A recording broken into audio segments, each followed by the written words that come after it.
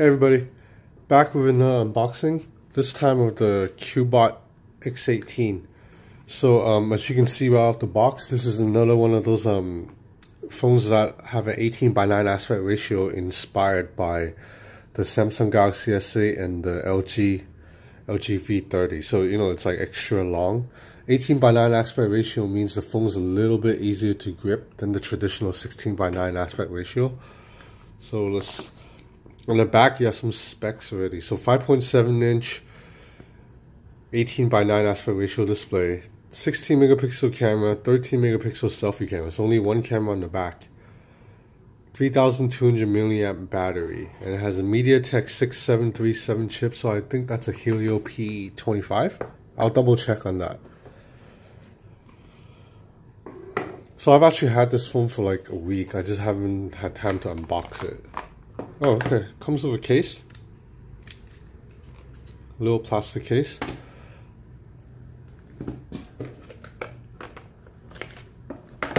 A quick start guide. Compliance regulation. Okay, there's nothing down below. I'm not sure that's normal. This seems to be a very bare bones packaging. That's it. You have a micro USB SIM, so not a USB-C, and a power adapter. So that's it. So let's get to my favorite part, peeling off this plastic. Yeah. Phone feels pretty good in the hand, but as you can see, the bezels are a bit, even though they're small-ish, they're still quite big compared to the Samsung Galaxy S8's bezels, or even the Umi Digi Z1 Pro. I don't know if you saw my other video at the Umi Digi Z1 Pro. It's basically another clone of the Galaxy S8, and that phone had bezels that were a little bit slimmer than this. It was like actually curved the way the Galaxy S8 looks. I don't have that phone on me right now, so I can't compare it. I'm gonna get it back next week though, because I'm gonna get the review unit, then I will put it side by side. But so this isn't exactly slim bezels. The back, it's plastic, slight camera bump, and I believe this back is a removable. Yep, you see a little slot here. It's like the old LG phone, so you just stick your fingernail in and you just rip it out. This is like how LG used to do it. So you have a removable battery, so that's good news for people who really need removable batteries, because I remember when LG finally went away from that, there were some people who were not happy. So this might be the only phone on the market left with a removable battery, because I can't think of any major smartphone manufacturer that does it. So let me boot this thing on. I'm gonna take it out, play around with it, and I'll be back with a hands-on. Hey everybody, I'm back. So I played with this phone for about 90 minutes now. So before I talk about the Cubot X18, I want to first address the marketing. Apologies to Cubot for appearing to single them out, but I'm not, because every other Chinese phone company does this too. So this is the official website of Cubot, and this is how the X18 looks on the website. So now when you compare it to the actual device, the bezels are a lot thicker than how it's portrayed in the product shots, right? I mean, I don't know why Chinese companies do this. I think it's a cultural thing, because you can't get away with this shit in the US. Like if Apple or Samsung does this, they would get just laughed off the internet and they would have to apologize and all that stuff. But Chinese companies do this all the time. As mentioned, Cubot is not the only one. Xiaomi did it recently with the Mi Mix 2. If you remember Xiaomi's teaser for the Mi Mix 2, it showed off this like really crazy slim bezel that the actual device did not look like. And the same goes for Mei's Alpha, Elephone S8, Doogie Mix. All of those phones, if you go on the website, the bezels are a lot smaller than the actual device. The only Chinese company that doesn't do this false advertising is Huawei. They're the only ones that actually, on the website, the phone looks like the real thing. So props to Huawei. Cubot, Xiaomi, Elephone, all these other companies, please, I'm begging you, stop doing this. This might be okay to China, in China to Chinese people, but to other people outside of China, like we look at this and we're just like, what the fuck, you know? Like we're annoyed. Like this, like you imagine buying this phone because you see this and you get the actual thing and it looks like this. Like this would not make consumers happy, right? So apologies for this rant. So now let's talk about the hardware of this phone. Yeah, I'm just a little bit annoyed by the marketing. Sorry, Cubot, you're not the only one that does this. Okay, so now let's talk a bit of hardware. So at the top of the device, you have a headphone jack. On the right side of the device, you have a volume rocker and a power button. The bottom has what appears to be 2 speaker grills, but no, a sound only comes out of 1. So it's only 1 speaker grill with a micro USB charging port, so not USB-C. The left side is completely clean. So now if you're wondering, where does the SIM card go? Well, that's the back of the phone is actually removable, like LG's old devices. So the back of the device, you see a little slit here. That's how you remove the back. You just have to stick your fingernail in there and just pull. So this is made of plastic. It's thin, but it's not that flimsy. It's pretty sturdy. So once you remove the back, the battery is removable, and you see that there's 2 SIM card slots in addition to an SD card slot. So that means you can use the SD card with both SIMs at the same time, which is quite good because a lot of Samsung and LG phones make you choose between one or the other. So, and then slapping the back cover back on, it's quite easy. Just have to click it. Once it's in, I think it looks pretty good. Like the seams isn't that noticeable. So it's not like you can just look at this phone and know, oh yeah, the back comes off very easily. It's cheap. Like I think you can see a little bit right here that the slit is a little bit big, but otherwise right here looks pretty good. So, you know, the phone feels quite good in the hand because this is an 18:9 aspect ratio, so it's a little bit thinner across from left to right. That means you can reach the phone all the way quite easily. This is important. Being able to reach across left to right, it's more important than being able to reach the top for one-hand use. So this is a 5.7-inch display. It's only 720p actually, but compared to the Samsung Galaxy S8, the Galaxy S8 has a 5.9-inch display. So the display is bigger, but you see the phone is actually, Samsung's phone is actually a lot smaller. That's because the bezels are much slimmer than the Cubot X18. The size difference is quite drastic actually. So now let's check some specs, like hardware specs. So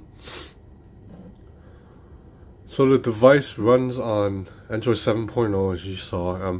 Only 3 gigs of RAM, so not 4 gigs like you would find a lot of Chinese phones, and MediaTek 6737 chip. So that's a Helio P25, I believe. The battery is 3200 milliamp, and there's only storage. There's only 32 gigs, so the configuration is obviously pretty weak. And as you see, out of the box, you only get about 24 gigs of storage because the software already takes up some space. I downloaded a couple of apps, so you probably get about 25 gigs of storage out of the box. Now the network. Unfortunately, this phone only supports Wi-Fi BGN, not AC. So as you can see, I can only connect to my 2.4 gigahertz network, not my 5G network, because it doesn't even show up. Whereas on most of my other phones, including Chinese phones, you can see that I have a 5G and a 2.4G. So the Cubot X18 does not support this band at all. This is the faster network. So that might be a deal breaker for some of you. So now I'm looking at the software. It's very, very clean. This is all the apps that come with the phone. So very, very bones. I downloaded Geekbench myself. I downloaded Geekbench and device info myself. So otherwise, all these apps come out of the box. So it's very stock Android-like. You get all the Google apps right here, and that's it. Not much else. The navigation buttons, unfortunately, Cubot does it like the Samsung style with the back button on the right side of the device. I don't like this. I like the back button on the left side, and I think stock Google has it on the left side too. So we should just follow that. Unfortunately, there is not an option to swap this order. I checked. I clicked into settings and went into every part. Like, you know, I clicked into display and accessibility. I don't see a way to swap this button, so that's a problem for me because I really need my back button on the left side. I don't like it on the right side. So as mentioned earlier, this is a 720p panel, so it's not going to be as good as a 1080p or let alone Quad HD. So when you zoom in, you see that the text is not as crisp as on say the Elephone S8, which has a 2K resolution, or a Maze Alpha. So it is what it is, a 720p panel. It does get bright enough for outdoor use. I tested it outside, it was okay. A little bit tough to see, but enough. And let's check out the sound. So I mentioned earlier, you only get sound coming out one side.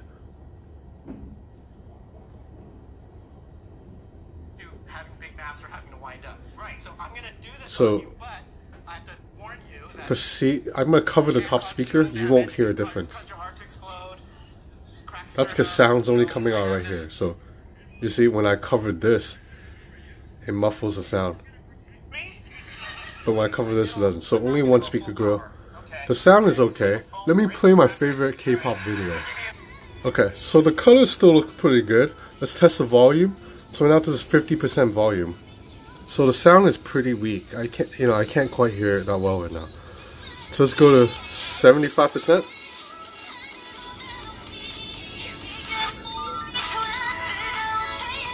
So now this is max volume. Still very easily muffled.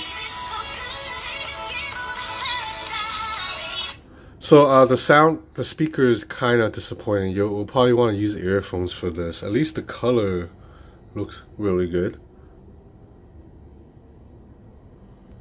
Okay, so let's check out the Geekbench score really quick. This is obviously a budget device, 621 single core, 1704 multi-core. So these are pretty just decent numbers, not a powerhouse of a phone. Now the camera software. The camera software works just like the Elephone S8. It has it's the exact same camera app. So you tap on this arrow, you bring up a bunch of filters. So you know it can be kind of fun. Like, how do you back out of this? I don't even know. Oh, none. Okay. So then you have a video recording button, a camera shutter button, and then back here, same thing, picture in picture. But this app is really slow. Look at how long it took to bring up the picture in picture. So now same thing. I'm gonna switch to panorama mode right here. I mean, that took like 3 seconds, right? So now I'm in panorama mode. Let's go back to picture in picture. So like 3 seconds. Go back to normal. Yeah, like at least 3 seconds. So this is really slow, so that might be really annoying. So let's look at some photo samples. So this is a 16 megapixel camera with a f2.2 aperture. So I thought this shot of the building turned out pretty good, except down here below you see that it's like really dim. So now this picture right here of the street, again, in good daylight, you're going to get pretty vibrant photos. I think colors are quite good. Contrast is, it's pretty solid. Like you see the street signs very clearly. But again, the shadow, it's quite dark. So dynamic range, it's a bit lacking. So right here, detail is pretty good. The camera focuses actually pretty fast, not as slow as the Elephone S8, which is good news. Now let's look at video recording. I don't believe there's OIS. Okay, so notice that the video is kind of jerky, and I'm gonna try to zoom in on the video, and it's very hard. Like so right here, I'm gonna try to zoom in, and it's like it takes pinching on the screen quite forcibly to get it to zoom, and it zooms really slow. And just overall, the video is very jerky. I'm gonna walk a little bit right now. So you see obviously no OIS whatsoever. And then right here into the street market, you zoom in. Quality is okay. I mean, you do actually get to see a little bit inside of the place.